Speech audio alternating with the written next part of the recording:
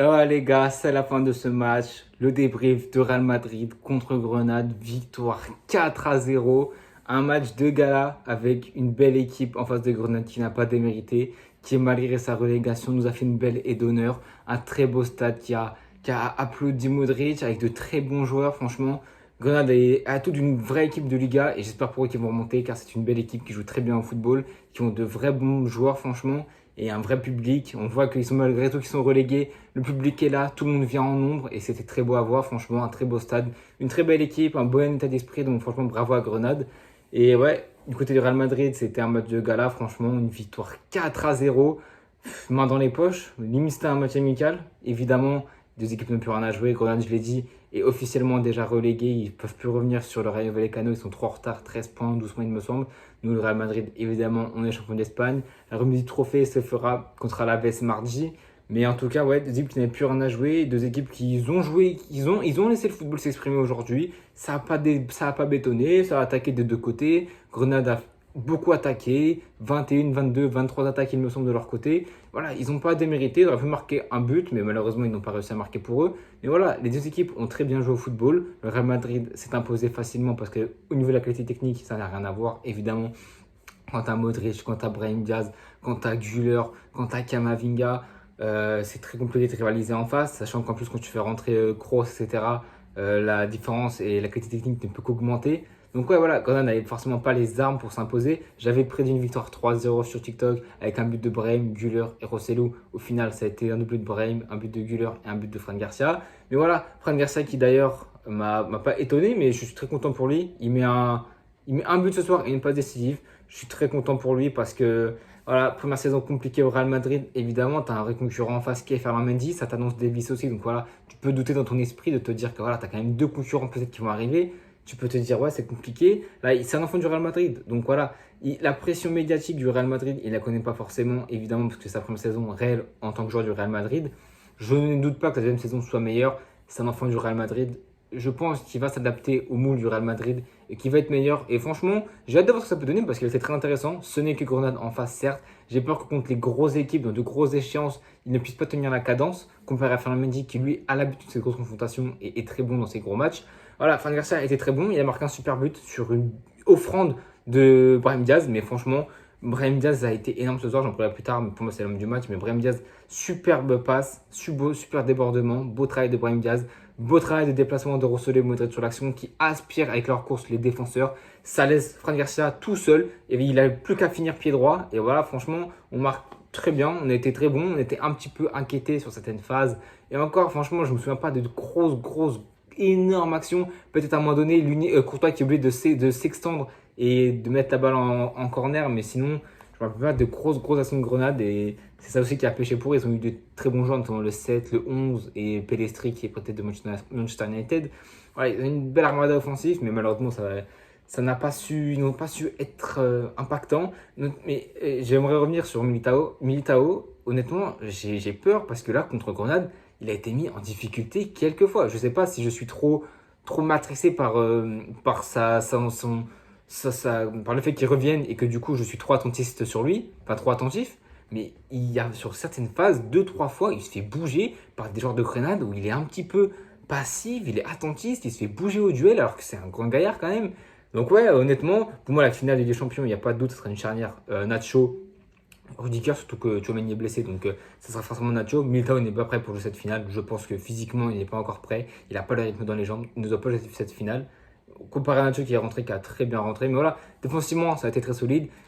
Si je devrais mettre quelques flops dans ce match, c'était forcément Vasquez pour moi, qui n'a pas. Il a l'apporté offensivement, défensivement, mais c'est un flop. Mais voilà, ça a été un match de gala, un match où tout le monde s'est régalé, où ça joue du beau football. Donc voilà, il n'y a pas un joueur qui est passé en dessous de l'autre. Voilà, Vasquez, si je dis que c'est un flop, il n'a pas eu 2 sur 10. Pour moi, c'est un 6, 5, 6 sur 10. Il n'a pas été dégueu, mais il n'a pas non plus étincelé comme certains autres joueurs. Tout comme Rosselló aussi, où c'était compliqué, il a eu du déchet à la finition. Tout comme Ceballos, qui a été fantomatique, malgré sa passe décisive, il a été fantomatique pour moi. Voilà, 3 flops que j'ai global dans ce match. Mais sinon, voilà, défensivement, ça a été solide. Au milieu de terrain, c'était solide. Mais honnêtement, j'ai trouvé qu'on jouait un peu dans un feu rythme dans les 30 premières minutes, où la Grenade a eu 2 occasions. On a été incisif, certes, mais Grenade a eu quelques occasions, on était un petit peu passif. On a mis du temps à se mettre dans le match. Il n'y a pas beaucoup d'occasions de créer. Donc on a mis un peu de temps pour rentrer dans ce match. Mais une fois que tout le monde s'est mis dedans, que ça commence à bien jouer, Kamavinga commence à se reprendre, etc. On a marqué, Fran Garcia qui marque. Le deuxième but, je crois que c'est... Le deuxième but, c'est... Le buteur, c'est Arda Güler. Voilà, le deuxième but, c'est Arda Güler. L'action, je ne me rappelle même plus de l'action. Si, c'est une passe de Fran Garcia et c'est Arda Güler qui prend, je crois, contrôle pied gauche. Il se la met pied droit, il me semble. Et il termine comme ça. Donc voilà, Arda Güler qui a été titularisé aujourd'hui, qui met son troisième but aujourd'hui. Efficacité. Ça n'a pas été son meilleur match. Honnêtement, il a eu du déchet. Il y a eu beaucoup de déchets en première mi-temps. Notamment une action sur Rosselló où il a de l'avance sur son défenseur. Il peut essayer de fusiller le gardien, de faire tenter une frappe. Il tente un décalage sur Rosselló. La passe est beaucoup trop forte et mal appuyée. Et Rosselló ne peut pas reprendre cette passe. Donc, il y a eu un peu de déchets côté Arda Güler, mais il a quand même été bon. On sent qu'il a quelque chose dans les pieds. On sent que dans l'élimination, dans la prise de décision, c'est très vif, très rapide. Notamment dans la finition, il est très bon. Franchement, il y a très peu de déchets par rapport à ça. Mais ouais, c'est plus dans la prise de décision, au niveau des passes, au niveau des centres, au niveau peut-être des dribbles, il y a un peu de déchets. Mais Arda Güler a été très bon dans ce match aussi. Il ne faut pas non plus nier qu'il a été très bon et qu'il a un vrai talent de balle au pied. Et ouais, il a été très bon aujourd'hui, mais ça n'a pas été son meilleur match. Il a été buteur, c'est très bien pour lui, ça lui prend de la confiance. Il reste 4 matchs en Liga, donc il pourra encore les jouer, gagner des buts, prendre des buts, gagner des minutes et essayer, espérer de gratter une place de titulaire, même si bon, on sait que c'est compliqué avec la concurrence qu'il y a. Mais voilà, il peut rater quelques minutes de temps en temps. Mais sinon, ouais, il y a côté Real Madrid, tu as eu un énorme Brahim Diaz. Pour moi, homme du match dans ce match, Brahim Diaz a été énorme. Il fait jouer les autres, il ouvre des espaces avec ses courses, il élimine une qualité d'élimination dans les petits espaces. Ça va trop vite, c'est trop fort, c'est trop percutant, c'est trop impactant. Et en plus, il est efficace, balle au pied, devant le but, la finition chirurgicale. Franchement, il met des vrais buts d'attaquant, il met des buts mais splendides, avec de la finesse, mais en pleine lucarne, des balles brossées. Vraiment, ferme, là, il ferme bien son pied, il ouvre bien. Franchement, ça a été magnifique. Franchement, il est vraiment trop fort. Et il a marqué un doublé ce soir, c'est pas pour rien. C'est que il a été énorme, franchement. Le but qu'il met là sur...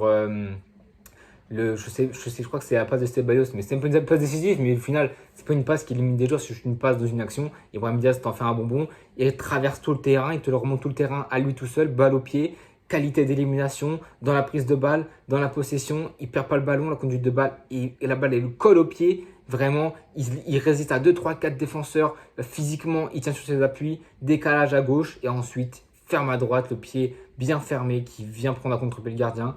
Et ouais, non, franchement, Brahim Diaz a été énorme. Deuxième but, c'est pareil. Son deuxième but, c'est une superbe combinaison avec Modric et Arda Güler, il me semble. Ou je crois que ça, c'est le... Ouais, je crois que c'est ça le but. C'est une belle combinaison de Modric avec Modric qui a été énorme aussi. Franchement, milieu de terrain, un vrai patron, un vrai leader. C'était son premier match sur le fait qu'on sait qu'il va partir cette saison. C'était ce premier match. Il en reste encore 4 match pour admirer le talent et le niveau et le joueur qu'est Luka Modric, mais il a été énorme à faire jouer les autres, les passes, franchement il a posé le jeu, il était magnifique ce soir Modric, et il a fait une belle passe décisive pour Brahim Diaz qui a encore terminé les débats et qui vient mettre le but du 4-0. Dommage que Rosselló n'est pas assez réaliste et ne tue pas ce match et nous met la manita. C'est dommage, mais bon, on va pas lui en tenir rigueur, il nous a sauvé le cul contre Bayern Munich, donc voilà, Rosselló il peut avoir du déchet en Liga. De leur côté, en parlant des champions, le Borussia Dortmund s'est incliné 3-0 en 20 minutes contre Mayence. Franchement, une désillusion. Ils ont fait énormément de tournées. Il y avait Moukoko, il y avait Rush qui était titulaire. Voilà, il y avait Oscan, il n'y avait pas toute l'équipe titulaire, mais ils ont quand même pris une gifle 3-0 contre le premier non relégable. Donc franchement, peut-être de bon augure pour nous. Ça veut tout et rien dire, je pense, parce qu'ils ont fait tourner. Au final, ils auront beaucoup plus la grinta, je pense. Mais voilà, c'est des petits signes comme ça. En tout cas, nous, on a fait le taf aujourd'hui. On a un match important contre Alaves. Il ne faut pas laisser grappiller des points, même si on est déjà champion, etc. Il faut toujours garder la tête froide, essayer de faire un maximum de points. 99 points possibles à prendre cette saison. Il faut aller les chercher. Il faut se concentrer, il faut prendre du rythme pour cette finale de Ligue des Champions qui arrive à grands pas le 1er juin. Il faut rester concentré, focus sur l'objectif, d'essayer de ne pas le moins possible. Une défaite encore en Liga cette saison contre Atlético Madrid, 29 matchs consécutifs sans défaite. Il faut continuer dans cette lancée. On est très bien lancé pour faire une saison incroyable qui s'est lancée pas très bien au début, on manque de numéro 9. Courtois, Alaba, Militao, Vinicius qui se sont blessés, etc. T'as annoncé le pire au Real Madrid et pourtant on fait une saison magnifique, une saison miraculée. On remporte tout sur notre passage. Il nous manque juste la Coupe du Roi et on a tout remporté. Et il manque cette Ligue des Champions maintenant, cette 15e pour le Real Madrid, cette 6e pour Modric, pour Carvajal, pour Kroos et pour Nacho. Et les gars, il faut le faire pour eux, tout simplement. Les gars, on se retrouve très bientôt pour le débrief de Real Madrid contre Alaves mardi.